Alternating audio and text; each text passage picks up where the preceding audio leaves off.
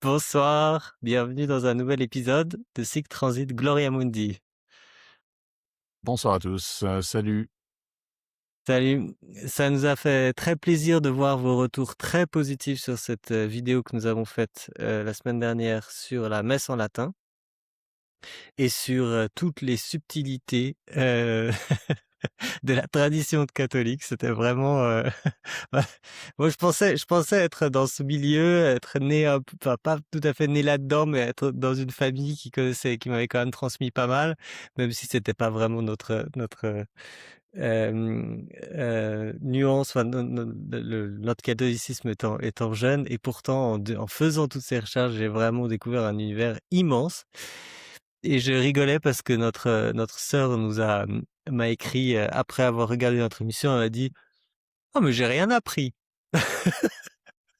J'allais dire: «Oui, alors c'est peut-être que toi effectivement, t'es complètement dedans, que c'est plus une émission qui a été faite pour les débutants, ceux qui sont pas tombés dedans quand ils étaient petits, parce que c'est effectivement, extrêmement compliqué comme monde».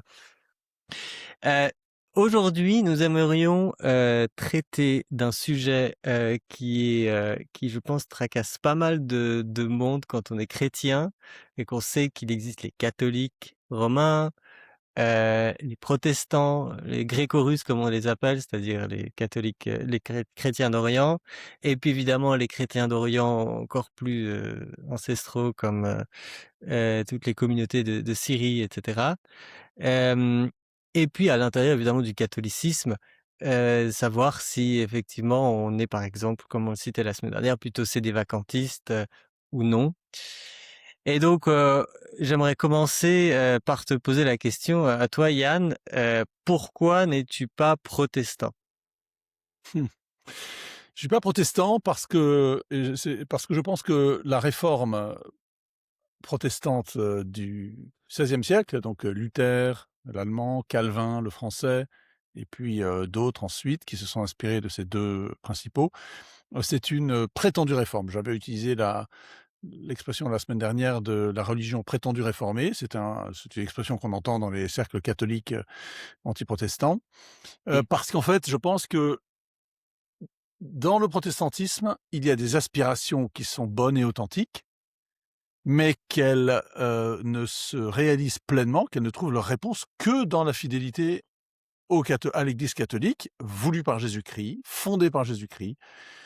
Que ça soit sur la lecture de, l'importance de l'Écriture sainte, que ça soit, sur une, participation un engagement personnel des fidèles dans la foi, dans la vie de l'Église, pour se distinguer du clergé, que ça soit un rapport à la grâce et aux sacrements et l'importance des sacrements, et que ces désirs de pureté qui avaient à l'origine dans la Réforme, ne se réalisent pleinement que dans une, plus grande fidélité à la foi catholique, et à l'expression de la foi catholique. Il faut pas oublier qu'au XVIe siècle, il y avait beaucoup de personnes, d'intellectuels, de saints, qui souhaitaient une réforme de l'Église parce qu'ils sentaient qu'on arrivait au bout, du Moyen Âge, au bout de certaines, structures, de certaines expressions de la foi, de certaines piétés, et qu'il fallait, effectivement réformer l'Église. Mais il y en a beaucoup qui sont restés qui n'ont pas eu besoin de créer une nouvelle Église, et que, ce sont ces aspirations ne se réalisent pas forcément, et je pense qu'elles se réalisent pas en rompant avec l'Église. Et j'entends par là, et j'adresse un message en passant, à ceux qui seraient tentés, par la même solution, dans le cadre, de la crise, face à certains scandales qu'il y a dans l'Église, officielle, si je puis dire, dans la grande Église, pour utiliser une expression plus traditionnelle, et qui, pensent qu'il faudrait, recréer une autre Église à côté, ou en tout cas prétendre qu'en fait la véritable branche de l'Église ne peut subsister qu'en se séparant de l'arbre, général. Et c'est une erreur, c'était l'erreur des protestants, heu et qui ne mène qu'à plus de divisions. Quelqu'un sur Twitter faisait remarquer que, alors je rouvre une parenthèse sur la question traditionnaliste et en particulier de Saint-Pédis, Mmh. et on avait mentionné que Saint-Pédis, la fraternité Saint-Pédis, créée par Monseigneur Lefebvre, a connu des petits schismes. Il y a eu la société Saint-Pie V, il y a eu la société Mater Boni Concilii, Mmh. et puis il y a eu après 88 un ou deux évêques qui avaient été ordonnés par Monseigneur Lefebvre, qui ont été chassés de la fraternité Saint-Pédis. Donc la fraternité Saint-Pédis pratique l'excommunication. Alors évidemment, c'est pas au sens canonique strict parce qu'elle n'en a pas le pouvoir, mais elle pratique une forme d'excommunication pratique, réelle, enfin dans les faits, en se séparant et en chassant ses membres qui ne sont pas dans la lignée de la fraternité. Et donc c'est un peu fort de café de pratiquer d'un côté l'excommunication et de la refuser face à la véritable autorité qui a le pouvoir d'excommunication en l'espèce, l'espèce étant l'ordination d'évêques contre la volonté du pape. Je n'ai pas dit sans, mais contre la volonté du pape, et qui soudain devient tout de suite légitime parce que, pour des tas de raisons. Donc, il y a un double standard, enfin il y a un double standard moral et pratique qui est appliqué par Saint-Pédis. Bon bref, donc les aspirations des protestants ne se réalisent, je pense, il y en a qui sont justes et pures, il y en a qui le sont moins, parce que faut pas oublier qu'une partie de la réforme protestante avait des motifs bassement matériels. Le succès du luthéranisme dans l'Allemagne et puis dans d'autres pays d'Europe, d'autres principautés, doit pas mal au fait que les princes allemands, par exemple, ont jugé très opportun de soutenir un mouvement qui coupe avec Rome afin de, par exemple, faire main basse sur les biens du clergé. En Angleterre, c'est typique. Henri VIII, en 1534, ma mémoire est bonne, enfin bon, Ouais, pas donc t'aider. se déclare C'est un peu trop précis, chef mais de l'Église anglicane, donc crée un schisme avec Rome, pour des raisons de mariage de divorce qui lui étaient pas autorisés, qui n'étaient pas permis. Mais il y a également une opportunité considérable pour lui, et donc il a le soutien des élites anglaises, parce qu'à ce moment-là, il dissout les monastères et il récupère des biens considérables sur le dos de l'Église. Et donc ça, il y a des raisons impures, des raisons d'opportunité politique qui ont expliqué le succès du protestantisme.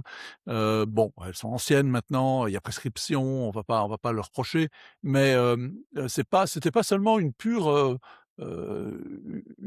faire de Luther, par exemple, une figure spirituelle très élevée. Oui, mais non, en fait. Non, parce que Luther, d'abord, était très grossier. Il avait des expressions, enfin, un saint ne s'exprime pas comme Luther le faisait, vraiment de ordurier. Luther était ordurier, de façon générale. Et puis, par exemple, Luther a participé a soutenu la répression sanglante de la révolte des paysans en Allemagne, mais sanglante, ça a été épouvantable. Il y a des paysans qui se sont révoltés contre les princes, et Luther a justifié la répression militaire effrayante qui a eu lieu. Donc il est complice euh, d'actes qui étaient sinistres. Calvin est connu pour avoir accepté, quand les protestants reprochent, reprochent de façon assez ignare en général, enfin ignorante, l'inquisition catholique. Il faudrait on va pas rentrer dans le détail maintenant, mais l'inquisition n'est oui. pas du tout ce que la légende noire du XIXe siècle anticlérical a popularisé. Calvin s'est comporté exactement comme des inquisiteurs à Genève, en brûlant un Michel Servet, qui était un hérétique protestant, et qui en plus était je crois qu'il tournait vers le paganisme, en fait. Il était en train il devenait polythéiste. Enfin, je crois que les doctrines de Michel Servet sont pas du tout recommandables. Bon, je comprends qu'il n'ait pas été accepté par Calvin, mais de là à le brûler comme ça a été fait, c'est quand même une tâche sur l'histoire originelle, le comportement, alors, sans faire d'anachronisme, sur l'histoire du protestantisme. Et donc, outre les aspirations spirituelles authentiques du protestantisme, qui ont été, par exemple, rentrons dans une question très célèbre, c'est celle de l'accès à la parole de Dieu. Le problème du protestantisme, enfin la raison pour laquelle l'Église catholique a refusé la diffusion de traduction de la Bible en langue vernaculaire, c'est pas parce qu'elle ne voulait pas que les fidèles lisent la Bible. C'est pas vrai du tout, parce que des traductions ont toujours existé avant, elles ont existé après, mais l'Église catholique, attachait une importance très grande à la justesse des traductions. Parce qu'en fait, le bouleversement technologique de l'imprimerie a entraîné des quantités de Bibles avec des traductions tout à fait fautives. Et la traduction de Luther elle-même est fautive, puisque Luther, dans le célèbre passage de l'Épître aux Romains, où Saint Paul explique qu'on est sauvé par la foi, eh bien Luther, dans sa traduction, rajoute « par la foi seule », ce qui n'est pas dans le texte grec, pas dans l'original en tout cas l'original transmis de Saint Paul. Donc il y a des fausses traductions qui circulent.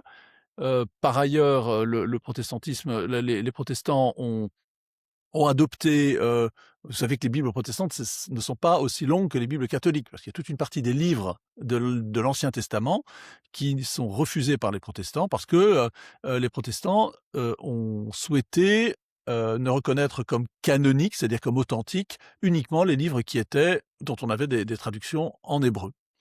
Des textes originaux en hébreu. Or, dans la Bible protestante, la Bible catholique, et la Bible également pour les orientaux, il y a des livres qui ont été rédigés en grec, qui étaient reconnus, acceptés depuis les tout débutants, quand les canons ont commencé à être constitués, c'est-à-dire dans les premiers siècles de l'Église, hein, avant le IIIe siècle, il y a déjà les listes canoniques qui circulent. Oui, c'est faux de dire que la Bible a été établie au Concile de Trente. Effectivement, au Concile de Trente, donc au XVIe siècle, le concile qui réforme l'Église suite à la prétendue réforme protestante, la liste des livres reconnus a été fixée, officiellement, mais en réalité, c'était déjà le cas. Mais c'est parce qu'il y avait une contestation chez les protestants. Donc les protestants appauvrissent l'Écriture, sont infidèles à la tradition chrétienne des premiers siècles, en refusant les livres ce qu'ils appellent les livres deutérocanoniques. Donc deutéro en grec, ça veut dire le deuxième, donc le deuxième canon. Ils font comme les juifs rabbiniques, Oui. qui ont purifié l'écriture, enfin leur canon, enfin qui ont en fait constitué leur canon en réaction aux chrétiens, puisque la Bible n'existe pas au temps du Christ. Hein. Enfin, je veux dire, le concept n'existe pas. Hein. C'est seulement avec les siècles, enfin, en particulier face aux chrétiens, que les Juifs se sont à leur tour mis à se poser la question des livres qu'il fallait garder, qui étaient authentiques, si je puis dire, et ceux qui n'étaient pas. Et ils ont uniquement gardé les livres en hébreu, refusant les livres en grec, qui pourtant étaient aussi anciens, certains, voire plus anciens que certains livres en hébreu, en tout Oui, cas dans des versions. ça c'est quelque chose que j'ai souvent entendu, Henri de Lesquen, dire, hein, qu'en fait, on a peut-être une mauvaise vision une mauvaise compréhension de l'ordre des langues, en fait, dans la tradition, Ouais, on a chrétienne. déjà mentionné ça entre nous. Ouais. Ouais, En fait, c'est ce qu'on appelle la veritas hebraica, c'est-à-dire la vérité dans l'hébreu, la vérité de la Bible en hébreu. Au IVe siècle, lorsque le pape demande à saint Jérôme de refaire une traduction de la Bible, parce qu'il y avait plus de mettre à jour la traduction qui circulait en latin à l'époque, qui était la Vetus Latina, enfin une des traductions la plus commune, qui s'appelait la Vetus Latina, qui était une traduction de la Bible du grec vers le latin. Saint Jérôme, lui, va certes traduire les deutérocanoniques du grec en latin, mais va surtout se fonder sur le texte hébreu. Sur un texte hébreu. Le texte hébreu dont il disposait à l'époque, il va aller voir des rabbins, il va aller voir des juifs, et il va leur demander des manuscrits. Des manuscrits qui diffèrent des versions hébraïques qu'on a aujourd'hui. Hein. Puisque la Bible hébraïque qu'on a aujourd'hui, c'est une Bible les plus vieux manuscrits datent du Xe siècle de notre ère, donc au début du Moyen Âge, enfin milieu du ah Moyen oui, Âge. Donc elle est par rapport, ça c'est les manuscrits les plus anciens complets de la Bible en hébreu, qu'on appelle la version massorétique, la Bible massorétique. Mais en réalité, on a des versions complètes de la Bible plus anciennes, par exemple les codex grecs, Codex Vaticanus Sinaiticus par exemple, qui sont les livres, enfin les éditions de la Bible quasiment complets en grec et qui datent du 4e, 5e siècle de notre ère. Donc c'est 500 ans avant la Bible hébraïque. 400 à 500 ans avant les versions les plus récentes. Alors, on a pu constater qui avait des manuscrits. On a retrouvé depuis, en particulier après-guerre, avec ce qu'on appelle les manuscrits de Qumran, on a retrouvé des fragments, certains livres complets, quasiment complets, comme Isaïe, ou des fragments de la Bible qui étaient en hébreu ou en grec aussi, dans une communauté qu'on appelait les Esséniens, qui était au bord de la mer Morte. On a retrouvé des manuscrits très anciens qui ont permis de faire des progrès considérables dans l'établissement d'histoire du texte de la Bible. Enfin, on va pas rentrer là-dedans parce que c'est pas notre. Mais il faut avoir en tête que la version grecque, la traduction grecque de la Bible, a une autorité qui est Donc la Septante. à mon avis, aussi, là, ce qu'on appelle la Septante. Pourquoi Septante? Parce qu'elle a été traduite par 70, enfin, la légende veut qu'il y ait eu 70 juifs pieux à Alexandrie au IIIe siècle avant Jésus-Christ, qui ont traduit tous en même temps la Bible de l'hébreu au grec, et qui ont tous trouvé la même traduction. Bon, c'est une légende, c'est pour montrer que le texte est fiable, que la traduction du texte de l'hébreu vers une autre langue est acceptée par Dieu. C'est ça que ça veut dire. C'est une légende, hein, mais il faut en voir le sens. Et donc ces textes de la Bible septante qui ont été utilisés très très très longtemps par les juifs de langue grecque, et très anciennes, et parfois portent la trace d'un texte qui est plus primitif que le texte massorétique. Hein. Il faut savoir ça, hein. C'est-à-dire qu'il y a des versions des livres grecs, des passages de la Bible, de l'Ancien Testament en grec, qui sont plus anciens que les textes dont on dispose aujourd'hui en hébreu.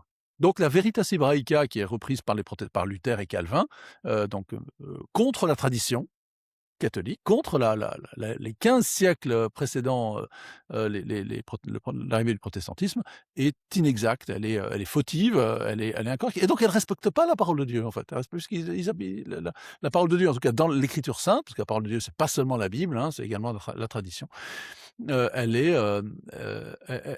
n'est pas correcte. Et donc, si vous, en tant que protestant, vous vous accordez une grande place à l'écriture, eh bien, au moins, ayez un livre qui tient la route, qui est fidèle à ce que ce qui a été transmis par les premières générations, par les apôtres, par la première génération de chrétiens. Je dis pas que Jésus lisait la Bible en grec, hein, c'est pas ça. Il la lisait dans des traductions araméennes qu'on appelle les Targums, donc qui sont également une autre source très ancienne des manuscrits bibliques, hein, qui sont très importants aussi, mais qui sont souvent commentés. Enfin, c'est une sorte de Bible commentée en même temps. Et donc, pour prendre ce point, mais on pourrait prendre les d'autres points d'autres aspirations belles, hein, profondes, authentiques du protestantisme, mais qui se réalisent. Enfin, il manque la cible, quoi. Hein. Ils voient une très belle cible, qu'ils ont envie qui tirent un arc, ils ont envie de mettre la flèche au milieu, puis en fait, la flèche elle part à côté de la cible parce que leur arc est défectueux, ou voilà, ils se trompent. Et alors fondamentalement, si tu devais citer le plus gros, enfin la principale raison pour laquelle il manque la cible, donc on a parlé du fait que les textes n'étaient pas bons, que mais c'est lié au. C'est un rapport à l'Église, c'est un rapport à l'autorité de l'Église. Et, encore une fois, on revient à la question de Saint Pie X, de la fatalité Saint Pie X et de l'attitude de fatalité Saint Pie X. Je dis pas que les Saint Pie X sont des protestants, mais il y a des tendances chez les chrétiens qui traversent les siècles, qui réapparaissent tout le temps, ou dans nos propres vies. Quelle est l'autorité du magistère?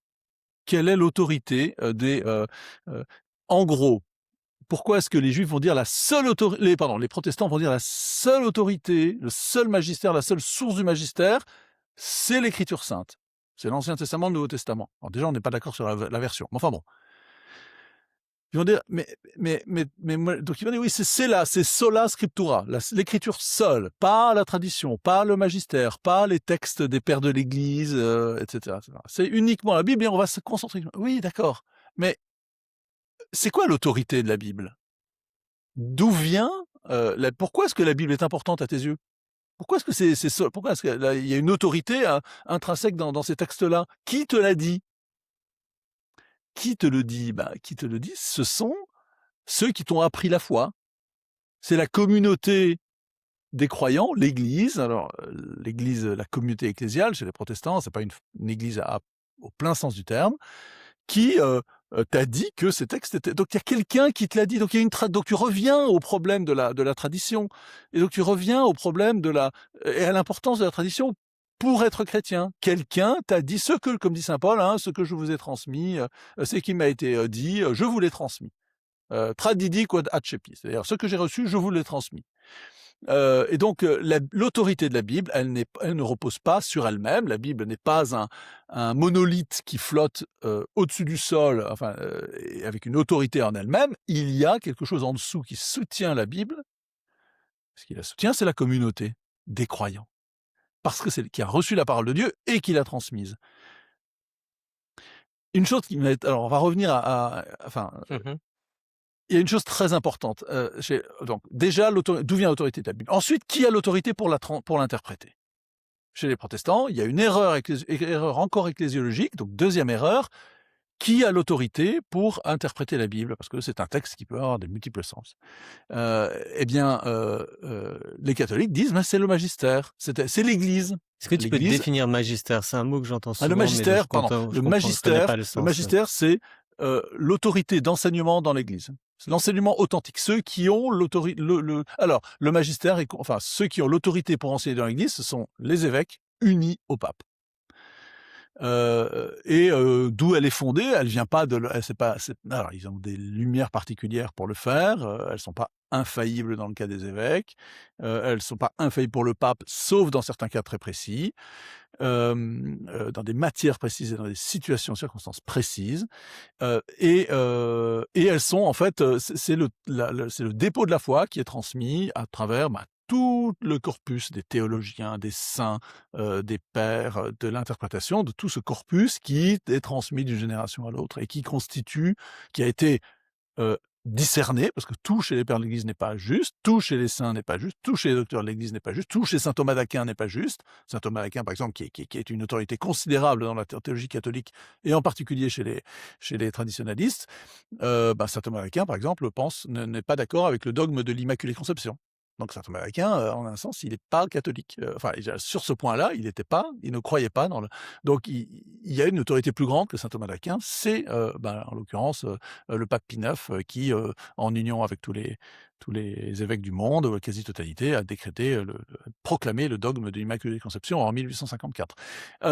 Et donc, qui a l'autorité pour enseigner l'Église, pour interpréter la Bible? Ma réponse, c'est ceux qui l'ont écrite. Qui a écrit la Bible? C'est la communauté des croyants. Ce sont ceux qui ceux qui à un moment ont établi ce texte, ont écarté certains passages, certains livres, ont conservé certains livres, ils l'ont écrite, ils ont écrit ces textes, ils les ont écrits, et donc ils en connaissaient le sens. Il y a un petit point très important de l'hébreu. L'hébreu, c'est une langue qui, jusqu'au début du Moyen-Âge, n'a pas de voyelles. Donc, quand tu te retrouves avec un texte qui a des consonnes, tu ne sais pas le prononcer. Il faut apprendre à le lire. Et qui va t'apprendre à le lire? Eh bien, c'est quelqu'un qui connaît le sens des consonnes, qui connaît les consonnes qu'il faut mettre entre les voyelles. C'est-à-dire que c'est un maître qui va t'apprendre à lire l'hébreu. C'est-à-dire que dans la constitution même du texte biblique, il y a, en tout cas primitif, il y a la nécessité d'un sachant qui va t'apprendre à le lire, et qui est donc, en t'apprenant à le lire, va t'en apprendre le sens aussi. C'est pas simplement comment prononcer les lettres, qu'est-ce que ça veut dire, c'est que veut dire le texte, comment il faut l'interpréter. Donc tu vois, l'arabe, c'est pareil d'ailleurs. L'arabe, c'est un texte c'est une langue qui n'a pas de voyelle à l'origine. Il faut rajouter, c'est une langue consonante, une écriture consonantique, comme on dit, que des consonnes. Ensuite, on a créé des petits signes diacritiques, qu'on appelle des signes diacritiques, qui sont rajoutés entre les consonnes pour savoir quelle voyelle mettre, et donc comment prononcer le mot, et donc quel sens il a, et quel est le sens de la phrase, comment l'interpréter. Dans la structure même du texte hébraïque, il existe la nécessité, est requise la nécessité d'un magistère, c'est-à-dire d'un maître qui va t'apprendre à le lire. Et penser qu'on peut le lire tout seul, on peut découvrir le texte tout seul, bonne chance si tu t'en réfères au texte primitif qui n'avait pas de consonne, pas de voyelle. Et donc ça, pour moi, c'est une figure. Et d'ailleurs, on le voit très bien dans la traduction de la Septante, de l'hébreu au grec, il y a eu des sens qui ont été figés, puisque le grec, lui, a des voyelles, des consonnes, donc on sait lire un texte grec. Et encore, il y a des problèmes de ponctuation. Tu vois, par exemple, dans les noces de Cana, la traduction en français aujourd'hui, c'est, il y a une célèbre phrase où Marie vient voir Jésus, lui dit ils n'ont plus de vin, et Jésus lui dit, alors mot à mot, femme, que de toi à moi. Donc, femme, on s'est traduit, femme, que me veux-tu? Avec un point d'interrogation dans la traduction française liturgique. C'est un choix qui a été fait pour la traduction française. Le texte authentique qui fait référence n'a pas de ponctuation. Et donc, ça pourrait Mmh. être traduit, femme, que me veux-tu? Enfin, ah non, c'est ça, pardon, c'est femme, que me veux-tu? Donc là, c'est, pardon, c'est mon heure n'est pas encore venue. Point en français. Mais tu pourrais très bien dire mon heure n'est-elle pas, tu peux traduire très bien mon heure n'est-elle pas encore venue? Parce qu'en fait, en grec, ça serait c'est la même composition. Mais si tu traduis avec un point d'interrogation, mon heure n'est-elle pas encore venue? C'était Jésus, au lieu d'engueuler sa mère en disant mon heure n'est pas encore venue, et puis ensuite Marie va voir les disciples et leur dit faites tout ce qu'il vous dira, tu comprends rien en fait. Le texte la traduction n'a aucun sens. Alors les prêtres font des cabrioles, des acrobaties interprétatives pour expliquer que Marie a compris que Jésus allait faire un miracle. Non, si c'est beaucoup plus clair si tu mets un point d'interrogation et tu dis mon heure n'est-elle pas encore venue? Mon heure n'est-elle pas déjà venue? Parce que je crois que même encore et déjà c'est le même mot en grec. Et donc en tout cas dans la phrase. Donc tu peux, tu es obligé de faire des choix de traduction qui ont parfois des sens, qui introduisent bon là, c'est pas absolument capital, disons que c'est plutôt pour la Oui. cohérence de la péricope, enfin du passage de l'évangile sur les noces de Cana. Moi, ça m'intéresse de comprendre mieux dans quel sens les protestants n'ont pas de communauté, comme, tu le disais, en fait. Alors ils ont une communauté, hein, bien sûr, et surtout qu'au fil des siècles, ils se sont en fait organisés. Les luthériens, par exemple, c'est assez drôle. Les luthériens n'ont pas de prêtres, n'ont pas d'évêques, ils ont des pasteurs, donc ce sont des fidèles laïcs qui reçoivent une responsabilité particulière, parfois attachée avec une bénédiction, je Mmh. crois, en tout cas une investiture, disons, une sorte d'investiture publique. Mais ce n'est pas un sacrement, ils ne reçoivent pas un pouvoir particulier comme un prêtre ou un évêque dans l'Église catholique ou les églises gréco-russes. Heu et puis ensuite, donc les églises sont organisées avec une hiérarchie au-dessus. Et comment s'appellent ce qu'il y a au-dessus d'un prêtre dans l'Église catholique, c'est un évêque, épiscopus, épiscopos en grec, et chez les luthériens, c'est un inspecteur ecclésiastique. Chez les luthériens, en français, c'est inspecteur ecclésiastique. Heu, épiscopos en grec, c'est celui qui regarde autour, hein, qui inspecte, hein. Et les luthériens ont choisi un oui, ils ne pouvaient pas dire évêque. Les anglicans disent évêque, hein, bishop. Mais Mmh. les luthériens ont utilisé le terme inspecteur ecclésiastique. Inspecter, ça veut dire c'est épiscopos, hein, c'est celui qui regarde autour, celui qui inspecte, Mmh. il regarde autour.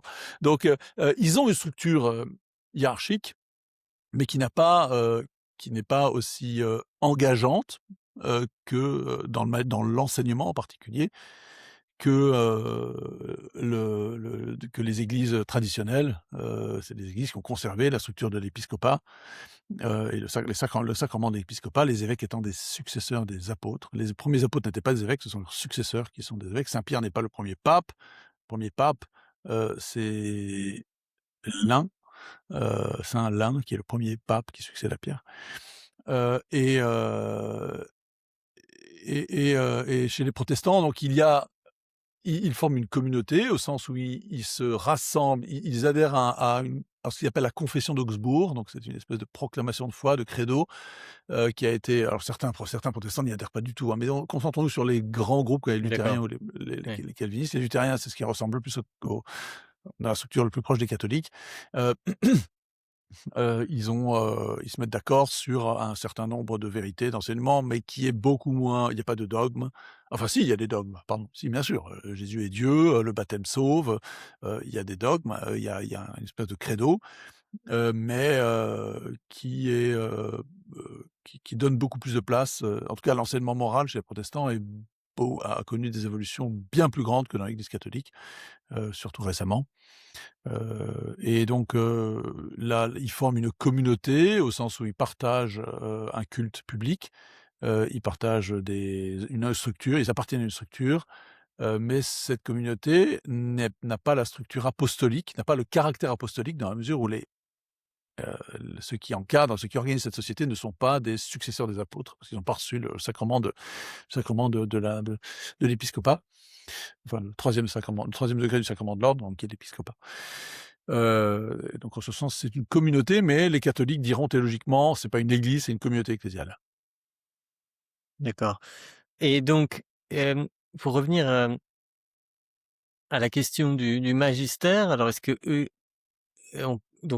tu dirais qu'ils n'ont pas de magistère? Alors si, ils en Si ont un, si mais ils n'acceptent, mais il y a un primat de l'interprétation de l'écriture par chaque fidèle.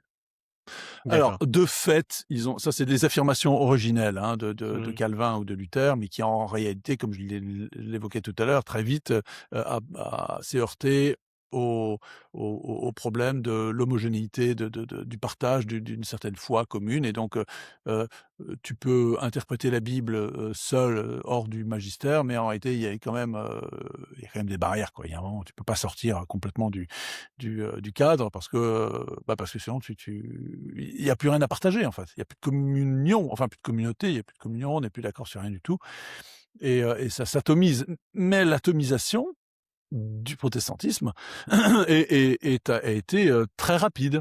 C'est-à-dire que cette absence, n'ayant pas de moyens de régler, la question de l'autorité dans l'Église, parce qu'ils sont nés par opposition à l'autorité.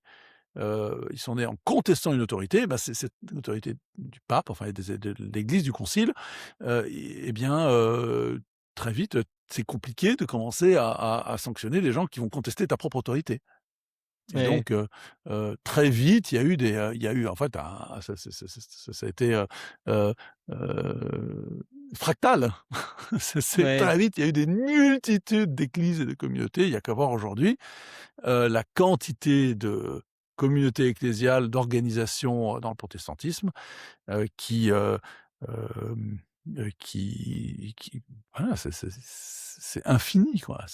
Enfin, c'est pas infini, mais c'est très complexe, très grand, heu, ça ressemble un peu au ça n'en communisme, finit en pas. fait, hein?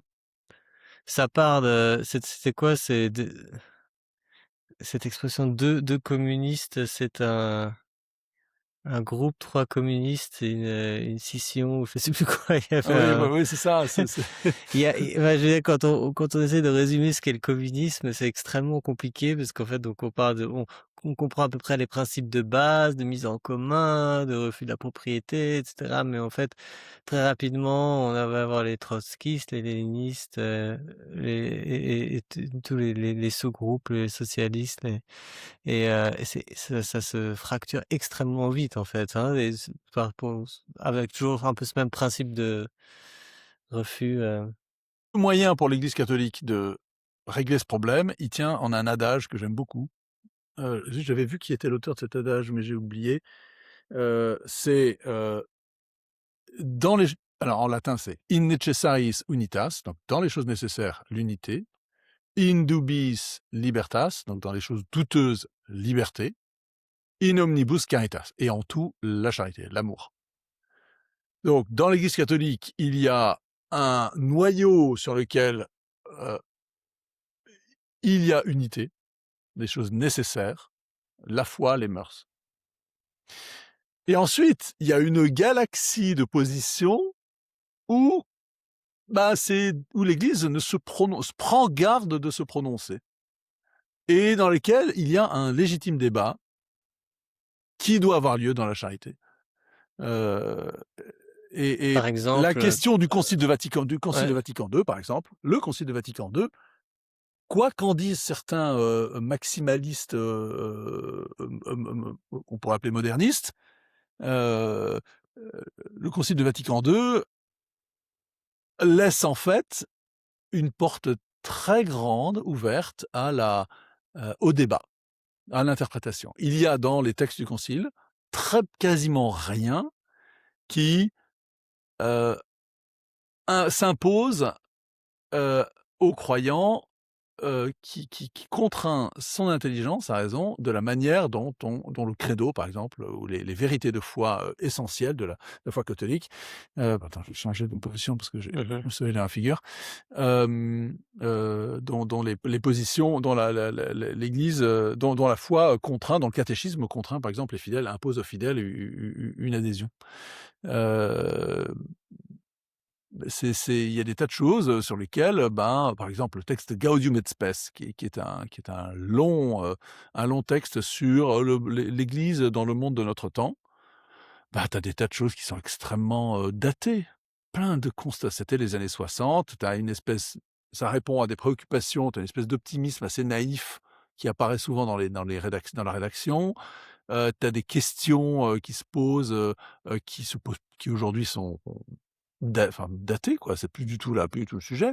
Mais c'est vrai de plein de conciles, hein. Il y a plein de conciles œcuméniques dans lesquels il y a des tas des pans entiers, qui n'ont pas d'application, qui étaient circonstanciels.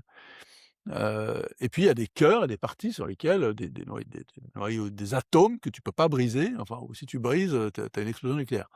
Et donc et dans le concile de Vatican I, à part il y a un point qui est la sacramentalité de l'ordination épiscopale, qui est réglée dans le Concile de Vatican II. C'est-à-dire avant, l'Église n'avait jamais dit que, l'ordination d'un évêque était un sacrement. Enfin, elle avait jamais tranché la question. C'est une question qui était débattue entre les théologiens et à Vatican II, bah, elle tranche là-dessus. Elle dit: c'est un» mais c'est un des rares trucs et puis je pense que c'est pas du tout débattu pas du tout mis en question par, enfin, personne ne met ça en question, même pas ni chez les traditionalistes, ni chez enfin, voilà, sacramentalité de l'épiscopat. Bon, bah, voilà, la question est réglée.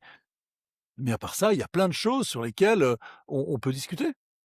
Y compris, des points, par exemple, sur la liberté religieuse, il faut interpréter le texte, hein, de Vatican I et puis il est pas, heu il faut avoir une alors il faut avoir et c'est vrai que les nuances rentrent. Il faut, avoir un respect, disons que il faut penser que les gens qui ont parlé de ça sont plus intelligents que nous et donc on doit avoir une obéissance. On doit accepter ces textes avec une certaine déférence, en disant: «Tant que, heu, un débat approfondi sur cette question n'a pas eu lieu, j'ai peu de doutes» parce que le débat a eu lieu au concile, il y a 4000 évêques, 3 ou 4 000 évêques et ben, ces gens-là, ils étaient quand même, enfin, c'est des spécialistes, quoi. C'est comme si tu remettais en cause, les calculs, d'Elon Musk, enfin des équipes d'Elon Musk sur ses fusées. Bah, tant qu'elles arrivent aussi enfin, le problème, la différence évidemment, c'est que dans le cas du dans le cas des fusées, the proof is in the pudding, donc la Ouais. preuve, c'est que ça marche. Bon, en tout cas, en tout cas, il y a des spécialistes qui ont parlé de ça et tu es quand même bien présomptueux, toi, petit, même même théologiens, très approfondis, tout seul ou un petit groupe, de quand tu commencé à expliquer que c'est pas bien. Alors, il faut en débattre. Par exemple, les dominicains de Chéméré-le-Roi, donc la fraternité Saint-Vincent-Ferrier, qui est catholique, a fait un travail considérable pour, comprendre, et interpréter et expliquer en quoi, la déclaration de Vatican II sur la liberté religieuse, était, compatible avec l'enseignement de l'Église précédent. Et ce sont des gens ce sont des traditionalistes, très proches, dans l'héritage intellectuel et spirituel, des autres communautés qui ne sont pas qui sont le statut canonique est douteux, incertain comme on disait, heu et qui sont des gens très sérieux et qui ont étudié en profondeur d'un point de vue critique, ce texte. Il pourrait y avoir d'autres passages, par exemple dans Nostra Aetate sur les religions non chrétiennes ou le judaïsme en particulier, qui demanderait qu'on peut lire, et interpréter avec un certain degré de liberté, dans la mesure où on a quand même une espèce d'adhésion respectueuse, de soumission respectueuse, à ces textes. Mais en même temps, c'est pas des textes qui contraignent, particulièrement la vie de foi des chrétiens. Ce dont les protestants se vantent assez souvent je pense que je suis assez d'accord avec eux, c'est d'être, très bon prêcheur, n'est-ce pas? D'avoir des pasteurs qui ont un certain charisme et je crois que je suis allé qu'une seule fois dans ma vie où donc que je me souvienne dans un office protestant pour un peu voir, ce qui s'y disait et c'était assez marquant en effet et donc j'aurais tendance à dire que bon, il y a d'excellents prêcheurs évidemment, chez les catholiques, mais que sans doute ça a été quelque chose qui a, influencé le catholicisme par retour, par un peu par imitation, par volonté hem, de s'améliorer. Est-ce que ça c'est enfin c'est un fait important je pense et on n'en a pas parlé encore, hein, dans ce débat sur, pourquoi, ne suis-je pas protestant? Tu sais, je répondrai à cette objection, enfin cette question que tu poses, de la même manière que je réponds à ceux qui admirent la liturgie orientale, par exemple. Heu, on a oui, d'accord, ils ont une façon de prêcher, ou ils ont une façon de chanter en Orient, ils ont une façon de s'habiller, de célébrer le culte, mais si tu cherches bien, on a tout ça dans l'Église catholique latine aussi. Il y a il y a il y a des accents comme ça qui sont un peu plus prononcés, mais ça ne justifie en rien de commencer à soit les imiter, enfin les imiter dans la mesure où il y a des choses bonnes, bien dans l'art oratoire, mais c'est un point, heu, hem, ils sont obligés de i oui, les par exemple, les protestants ont une tradition musicale, magnifique, c'est sûr. Les chants, la tradition du chant choral, allemand, alors en France, il y en a très peu, un petit peu chez les luthériens français, donc en Alsace, qui ont un peu déteint sur les catholiques, heu d'Alsace, mais sinon ça n'a pas pénétré dans le reste de la France et malheureusement. Bach, par exemple, c'est un luthérien, hein. Et Bach, c'est une des meilleures manières de découvrir, enfin c'est une des grandes manières, pardon, pas la meilleure, une des grandes manières d'approcher le mystère divin, le mystère du christianisme. Mais d'ailleurs, peut-être, moi, il y a quelque chose qui m'a toujours interrogé, c'est oui, donc c'est Bach est extrêmement présent dans leur musique.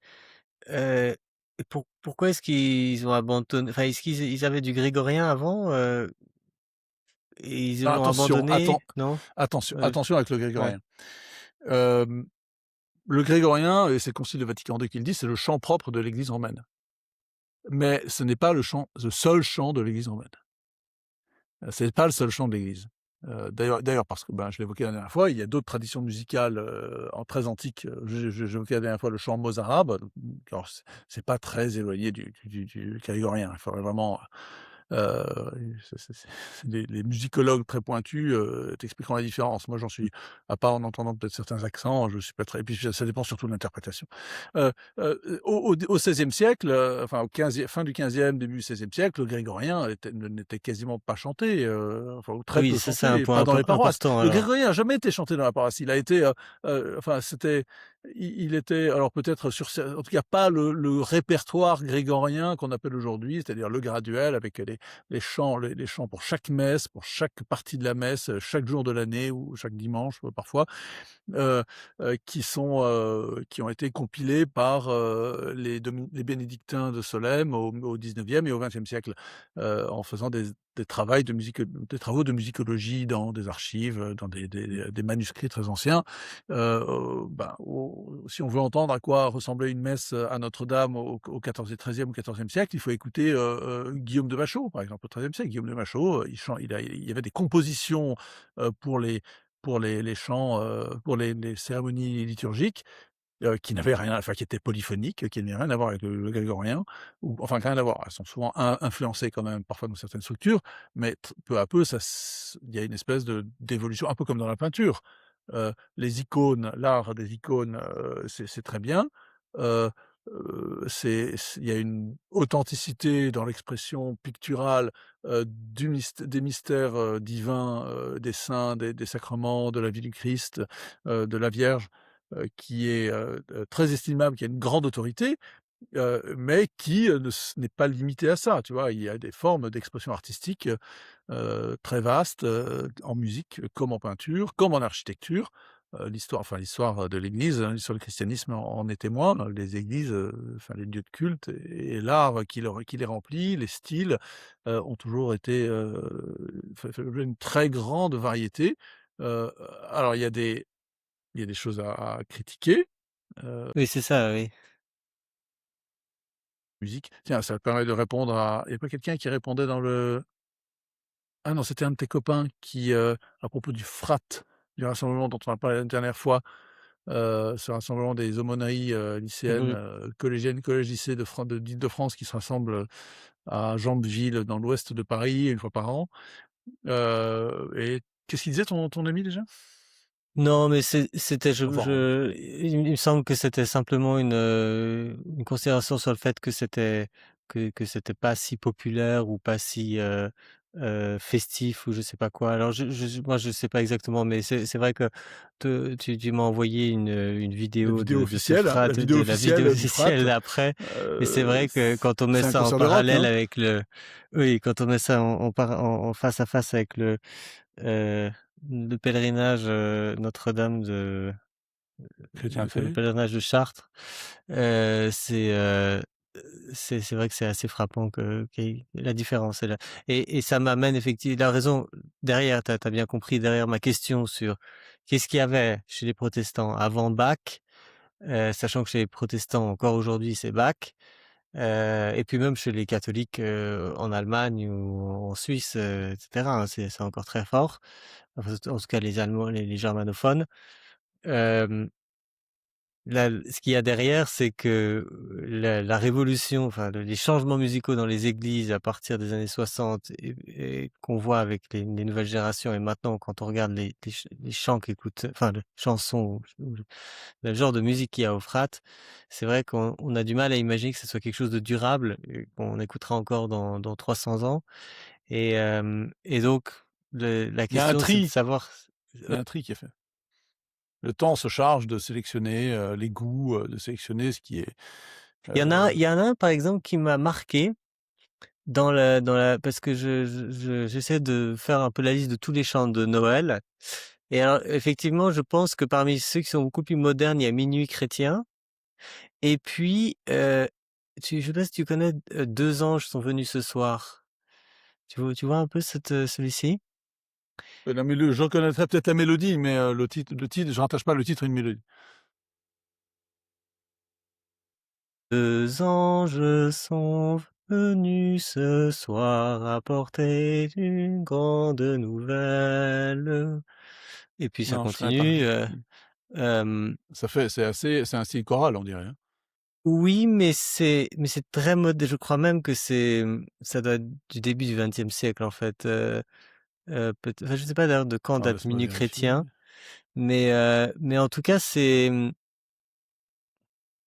m'étonnerait même pas que ça soit des années, 40 en fait, tellement ça semble moderne. Heu, non, 1884, Ah oui, OK, bon bah je composé par une certaine Augusta Holmes, ouais, et Minuit chrétien, je crois que c'est aussi la fin du 19e, c'est un chanoine, donc il y a une certaine il y a certains qui il y en a quelques-uns qui restent. 1843, Minuit chrétien. Ah oui, donc ouais, un peu plus tôt, Ah oui. ouais. Mmh. Donc c'est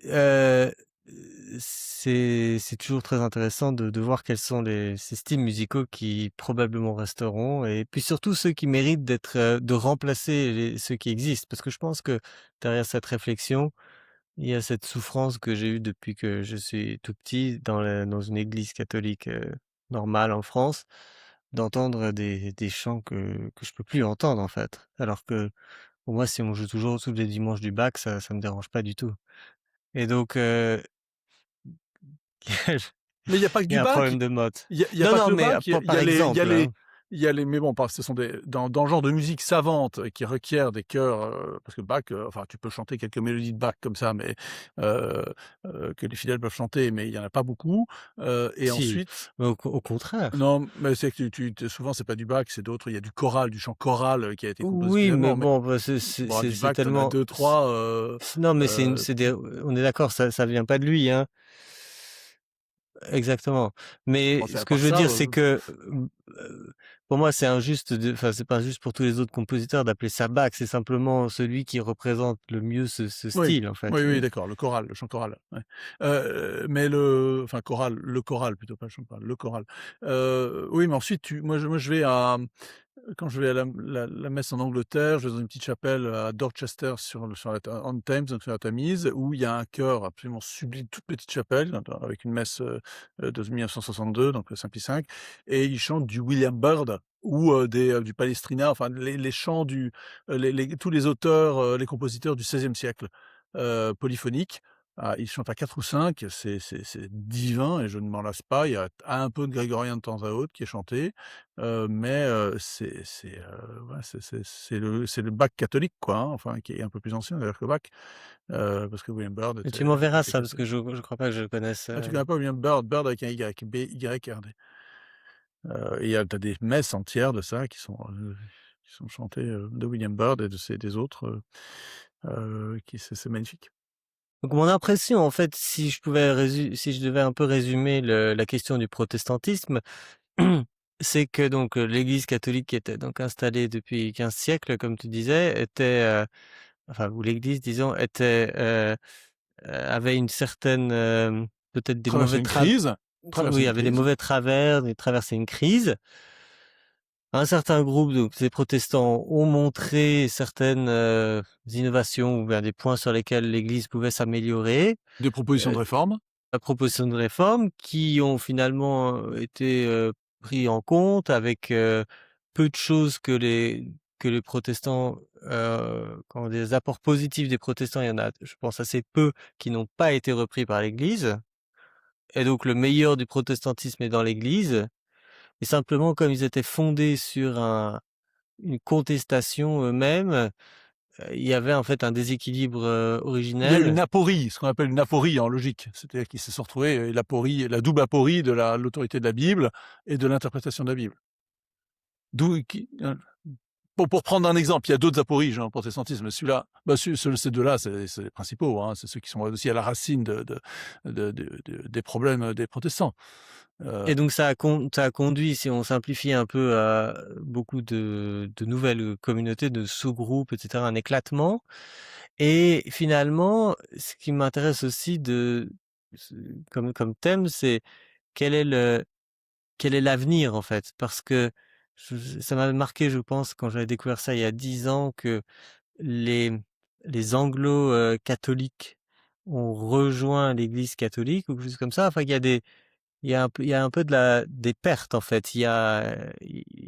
Ça évolue en fait, hein. Ces communautés sont pas ouais, fixes. bon, je sais pas si, l'histoire de l'anglicanisme et les évolutions de dans l'anglicanisme intéresse beaucoup nos auditeurs, mais enfin bon, très Non, mais rapidement. plus largement comme alors l'anglicanisme, c'est particulier parce que c'est vraiment proche du catholicisme, bien que ce soit, on soit des protestants, mais plutôt de parler du fait que peut-être si est-ce qu'il y a un phénomène de contraction du protestantisme dans son ensemble et de perte au profit de l'Église catholique, de gens qui, à force de voir la logique et le problème fondamental du protestantisme, se disent: «Non mais en fait, je crois que je me suis trompé».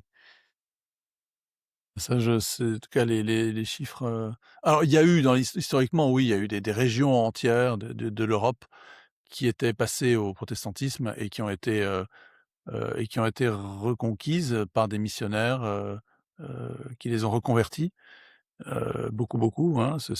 Là, une bonne partie de la France était acquise au calvinisme, hein, au XVIe siècle et puis ce sont des efforts de saint François de Sales, et de plein d'autres, saint François Régis, plein d'autres saints des apôtres, qui ont reconverti. Bon ça c'est ancien.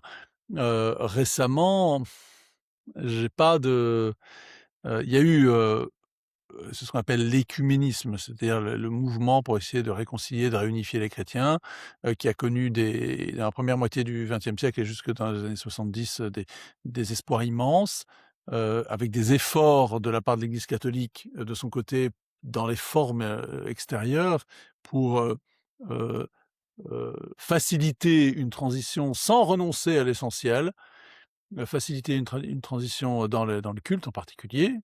l'usage de la langue vernaculaire. Enfin bon, c'est aussi lié à d'autres tendances dans l'Église. C'était pas uniquement pour plaire aux protestants comme le disent les traditionalistes. Mais il n'y a pas eu beaucoup de succès de ce côté-là. Hein, Donc toi, tu n'envisages pas à moyen terme ou même à long terme un effondrement du protestantisme?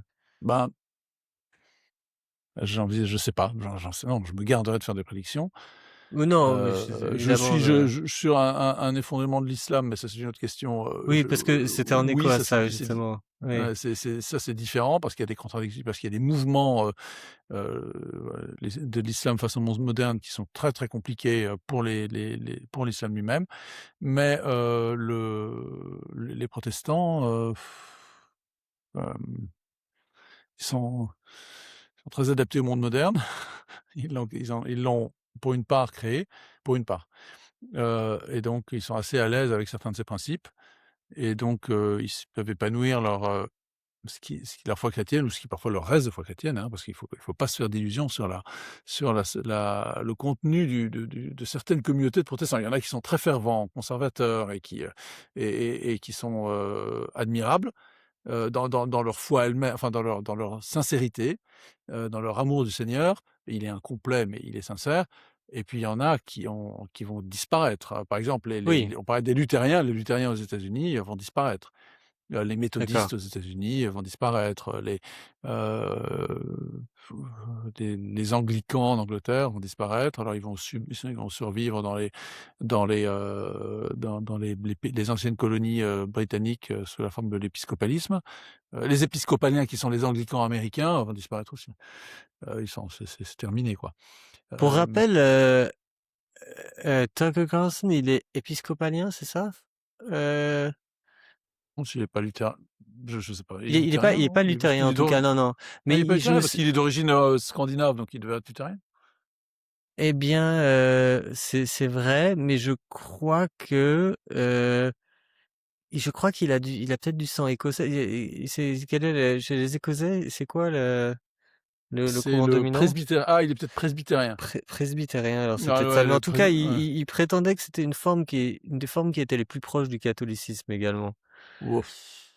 Bon, je sais pas à quel point c'est possible, mais je crois que c'était dans une de ces Il a été. conversations avec comment il s'appelle ce petit brun qui adore les cigares là, euh, qui a même Il est qui- épiscopalien. ah non, Enfin, je crois qu'il est épiscopalien, épiscopalien. d'accord. Tucker Carlson. D'après sa fiche Wikipédia en Je parle français. de Knowles, je crois. J'ai oublié son prénom, moi. Celui qui est un catholique très fervent et ils avaient toute une conversation sur la religion. Michael Knowles, je crois. Ouais, épiscopalien. En tout cas, c'est dans Et sa donc, fiche Wikipédia. épiscopalien, Ce sont les anglicans. Ce sont les ah oui, anglicans américain, ok. américains, parce qu'ils ont Ouais, des d'accord, évêques épiscopaliens. Les presbytériens, eux, n'ont pas d'évêques. Ils ont que des d'accord. Et donc, prêtres. et alors, donc Enfin, ils sont pas prêtres. oui, il y en a quand même quelques-uns dont tu prévoirais plutôt un effondrement. Bah, en tout cas, Et ils sont en justement, mauvaise posture. Hein, ouais. Et en termes de, finalement, ce qui compte, c'est-à-dire la démographie, euh, je suis pas hyper au Alors courant, bon, mais on ouais, a, bah, la démographie, c'est l'Afrique. Hein. ouais, Qu'est-ce qu'il va y avoir en Afrique enfin, démographie du prochain siècle, voilà, il va y avoir la moitié du monde, la moitié des humains qui seront en Afrique. Au moins la moitié. Et là-bas, ben, il y a des protestants, il y a des catholiques. Les églises catholiques africaines sont assez dynamiques. les protestantes sont aussi très dynamiques, n'est-ce pas? Les Même protestants aussi. Oui, orthodoxes. oui, et alors oui, il y a même des missions, gréco-russes, des missions russes grecques en Afrique aussi, ouais, c'est amusant. De jour, j'ai vu une vidéo d'un chœur d'Africains en Afrique qui chantait, En du vieux chant, russe. grec. Alors Tu non, chantes c'était pas des grec. virus, mais ils chantaient en grec le chant des la musique de la liturgie grecque. Incroyable. C'était surprenant, mais bon. Il y en a quelques-uns, ils sont très peu nombreux, hein, il faut pas exagérer. Très intéressant tout ça, bien. Bah, ça Voilà donnera pourquoi je ne l'occasion suis de pas parler d'autres protestant. sujets. Ouais, pourquoi ouais, excellent. Merci beaucoup. Je t'en prie, salut. Salut.